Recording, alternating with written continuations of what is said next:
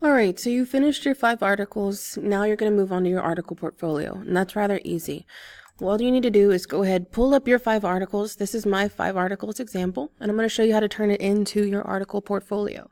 Now, with the 5 articles, I'm looking more for content. Do you have 5 usable articles or material that you can use for your research project? Your article portfolio will be looking at the specifics of your MLA citation and then your summary. So you're going to want to make sure that your punctuation's correct, your grammar's correct, when you go back and review this.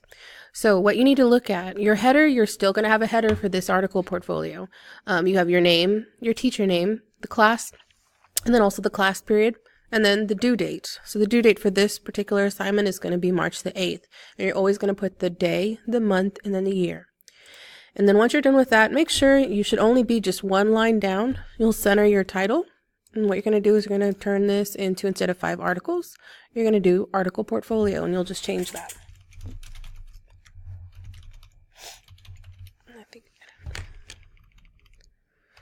And then you have your title. And just while I'm on it, I'm going to go ahead and save this file, save as. That way I'm not going to lose anything. I'm going to save it to my desktop. And I'm just going to keep it article portfolio.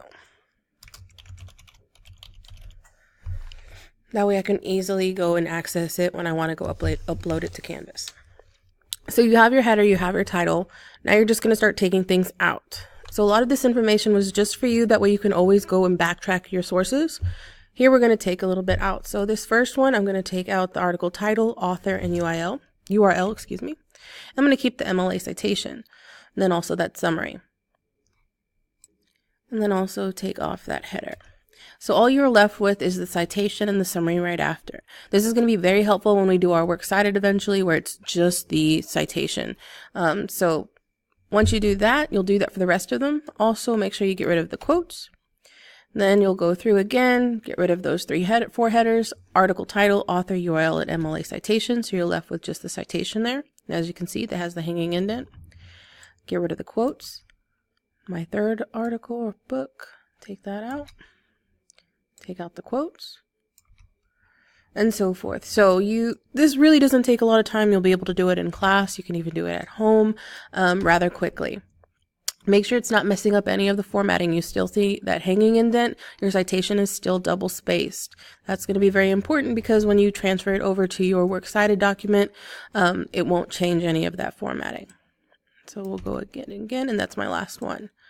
And so I'm left with just my citations and the summary. Now the next thing that you're going to do is you're going to put them in alphabetical order. When your works cited page, that final major assignment, all your citations have to be in alphabetical order. So I'm going to go ahead and take a look.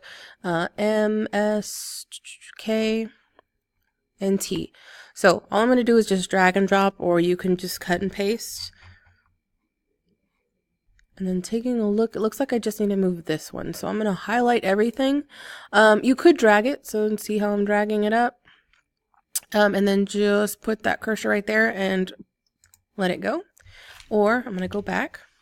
Or you can just cut and paste. So this is right click, cut, put your cursor where you want to place it, and then either Control V or right click paste. And so you want to do keep text, or let's keep source formatting. If you keep source formatting, it's going to make sure everything that you had double spaced is going to stay double spaced and so forth. So double check your citations, make sure it's in alphabetical order. K, M, S. Oop, we have E right here, so we're going to have to change that. And then T. So E, let's go ahead and move that. I'm going to go ahead and highlight everything. I'm going to do I'm going to cut this. And then I'm going to place it right before crack out. There we go. And so once again, we're not messing with any of the indentions, any of that formatting. All right, so once you're done, you're going to look over, review this, make sure your heading's correct, make sure that you have your title, all the formatting's correct. I'm actually going to go over through the formatting just to make sure that you can see Times New Roman, make sure it's a legible font, 12-point font. And then under layout, you have margins, and you're going to look for those 1-inch margins. And so we'll close that. Then finally, you're just about ready to turn it in. Just take one more look at your header, make sure everything's correct, make sure all your spelling's correct under your summaries, every bit of punctuation as well, because I will be looking for it. That's going to be some big points. Same thing with your URL or your MLA citations, excuse me. You want to double check based off of mine. So for the instance, this first one is just from a YouTube video. You don't have to have a YouTube video. However, if you do, this is the model that you're going to use to write your citation. So if you get any comments from me or you have me look over it, you need to make sure that you have everything right down to the commas, right down to the periods. This one's a book. So if you used any books, a lot of you used ABC Clio. So it gave you this particular format. So follow it, title, where you got it from, publisher, publisher date, the URL, and then the date accessed. This is pretty uniform for everything that you're going to essentially find. I'm going to put a little space there to give it some room. Same thing. We have the author, the title, where it came from, the publisher, the date it was published, and then that URL. So if you get something from online, this is how your citation is going to look. If you don't have a publisher, leave out the publisher name. If you have no published date, leave out that published date, but you need to make sure at the very end you have that access date.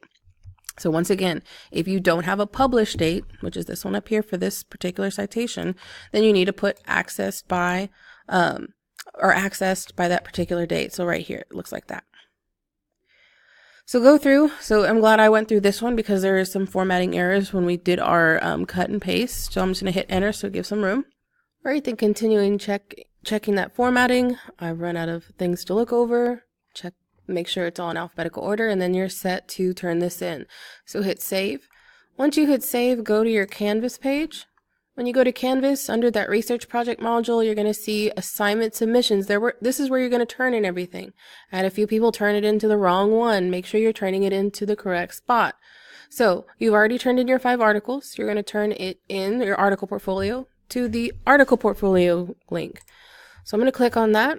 Right now it's not currently open just because I had some people trying to get in there too early. We'll talk more about this on Thursday and Friday. And if you have any questions, make sure you email your teacher through Canvas.